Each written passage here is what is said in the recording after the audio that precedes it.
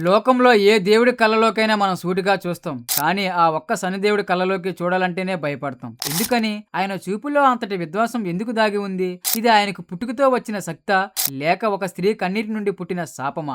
తన భర్తే తనను చూడలేదని ఆ భార్య ఇచ్చిన ఒక్క శాపం సాక్షాత్తు వినాయకుడి తలరాతనే మార్చేసింది. శనిదేవుడు ఎప్పుడు తలదించుకుని ఎందుకు ఉంటాడు? ఆ వక్ర దృష్టి వెనుక ఉన్న కన్నీటి గాథ. నేను మీ Satyababu. Welcome to Satyababu stories. పూర్వం సూర్యభగవానుడికి మరియు ఛాయాదేవికి పుట్టిన కుమారుడే శనిదేవుడు. శనిదేవుడిని అందరూ కష్టాలు ఇచ్చేవాడే అని భయపడతారు. కానీ నిజానికి ఆయన కర్మఫలదాత. అంటే మనం చేసిన పాపపుణ్యాలను బట్టి మనకు న్యాయం చేసే న్యాయమూర్తి లాంటివాడు. శనిదేవుడు చిన్నప్పటి నుండే గొప్ప విష్ణు భక్తుడు. కొన్ని కథల్లో శివభక్తుడు, మరికొన్నింటిలో శ్రీకృష్ణ భక్తుడు అని ఉంటుంది. ఆయన ఎప్పుడూ దైవ ధ్యానంలో తపస్సులో మునిగిపోయి ఉండేవాడు. లోక వ్యవహారాల పట్ల ఆయనకు పెద్దగా ఆసక్తి ఉండేది కాదు. ఎప్పుడూ కళ్ళు మూసుకొని ఆ పరమాత్ముని స్మరిస్తూ ఉండేవాడు. శనిదేవుడు యుక్త వయసుకు వచ్చాక ఆయన తండ్రి సూర్యదేవుడు మరియు తల్లి ఛాయాదేవి శనికి పెళ్లి చేయాలని నిర్ణయించారు. శనిదేవుడికి ఇష్టం లేకపోయినా తల్లిదండ్రుల ఆజ్ఞ మేరకు పెళ్లి ఒప్పుకున్నాడు. ఆయనకు గంధర్వుడైన చిత్రరథుని కుమార్తెతో వివాహం జరిగింది. ఆమె ఎంతో అందగత్తె, గుణవతి మరియు గొప్ప తపశ్శక్తి కలిగిన స్త్రీ. ఆమె కూడా చాలా శక్తివంతురాలు. వివాహం తరువాత కొంతకాలం అంతా బాగానే సాగింది.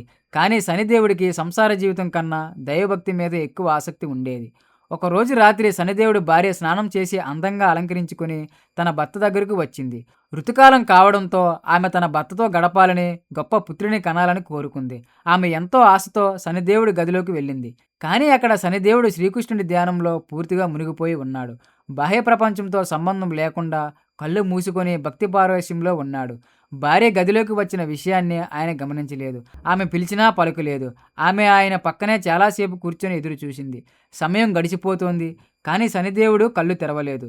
గంటలు గడిచాయి. ఆమెకు ఆకలి, నిద్ర, కోరిక అన్నింటినీ మించి తిరస్కారం అనే బాధ ఎక్కువైంది. నేను ఎంత అందంగా అలంకరించుకునే భర్త కోసం ఎదురు చూస్తుంటే కనీసం నా వైపు కన్నెత్తి కూడా చూడరా అని ఆమెకు విపరీతమైన కోపం వచ్చింది.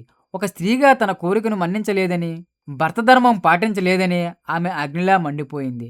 ఆమె కూడా సామాన్య స్త్రీ కాదు, తపశ్శక్తి ఉన్న గంధర్వ కుమార్తె కాబట్టి ఆ కోపంలో ఆమెకు విచక్షణ పోయింది. విపరీతమైన కోపంతో ఆమె శనిదేవుడిని చూసి ఇలా శపించింది. ఓ నాథా, నేను మీ ధర్మపత్నిని. ఋతుస్నాతనై పుత్రకాంక్షతో మీ దగ్గరకు వస్తే నన్ను చూడకుండా ఆ దేవుడి ధ్యానంలోనే ఉండిపోతారా?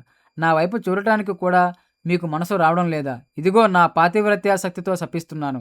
ఈ రోజు నుండి మీరు ఎవరినైతే సూటిగా చూస్తారో వారు సర్వనాశనం అయిపోతారు. మీ చూపు పడిన వస్తువైనా, మనిషైనా, దేవతైనా సరే భస్మమైపోతారు లేదా నాశనమైపోతారు. మీ దృష్టి వక్రదృష్టిగా మారుగాక అని ఘోరమైన శాపం ఇచ్చింది.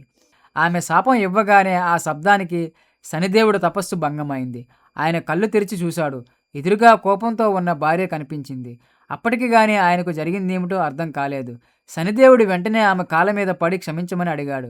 దేవి, నేను కావాలని నిన్ను నిర్లక్ష్యం చేయలేదు. నా ఇష్టదేవిని ధ్యానంలో ఉండిపోయి సమయం తెలియలేదు. నన్ను క్షమించు అని వేడుకున్నాడు.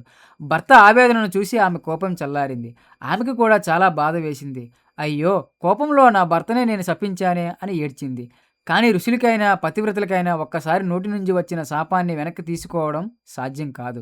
ఆమె బాధపడుతూ, నాదా, శాపాన్ని పూర్తిగా వెనక్కి తీసుకోలేను, కానీ దానికి విరుగుడుగా మీరు జాగ్రత్తగా ఉండాలని చెప్పింది. తన చూపు వల్ల ఇతరులను హాని కలగకూడదని శనిదేవుడు గొప్ప నిర్ణయం తీసుకున్నాడు. అప్పటి నుండి ఆయన తల ఎత్తి ఎవరిని సూటిగా చూడటం మానేశాడు. ఎప్పుడూ తల దించుకునే ఉంటాడు. ఒకవేళ ఆయన ఎవరినైనా చూడాల్సి వస్తే ఆ చూపు వల్ల వారికి కష్టాలు తప్పవు. అందుకే శని విగ్రహాలు ఎప్పుడు తల దించుకున్నట్లు లేదా చూపు కిందకు ఉన్నట్లు ఉంటాయి. మనం కూడా గుడిలో శనిదేవుడి కళ్ళలోకి సూటిగా చూడకూడదని పెద్దలు అందుకే చెబుతారు. ఈ శాపం ఎంత శక్తివంతమైనదో చెప్పడానికి పురాణాల్లో ఒక ఉదాహరణ ఉంది. పార్వతీదేవి వినాయకుడిని ప్రశ్నించినప్పుడు అందరూ దేవతలు ఆ బాలుని చూడడానికి వచ్చారు. శనిదేవుడు కూడా వచ్చాడు. కానీ ఆ బాలుని చూడకుండా తలదించుకుని నిలబడ్డాడు. పార్వతీదేవికి విషయం తెలియక, శనీశ్వర, అందరూ నా బిడ్డను ఆశీర్వదిస్తుంటే నువ్వు మాత్రం చూడటం లేదేంటి? నా బిడ్డ అందంగా లేడా అని అడిగింది. శనిదేవుడు తన శాపం గురించి చెప్పినా పార్వతీదేవి బలవంతం చేసింది.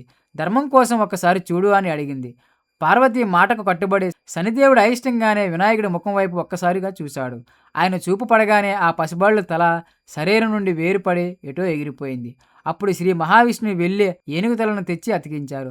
అలా వినాయకుడు గజానుడు అయ్యాడు. శని భార్య శాపం అంత ప్రమాదకరమైనది కాబట్టి శనిదేవుడు క్రూరుడు కాదు, ఆయన ధర్మబద్ధుడు. తన భార్యకు జరిగిన అన్యాయం వల్ల పొందిన శాపాన్ని ఆయన భరిస్తున్నాడు.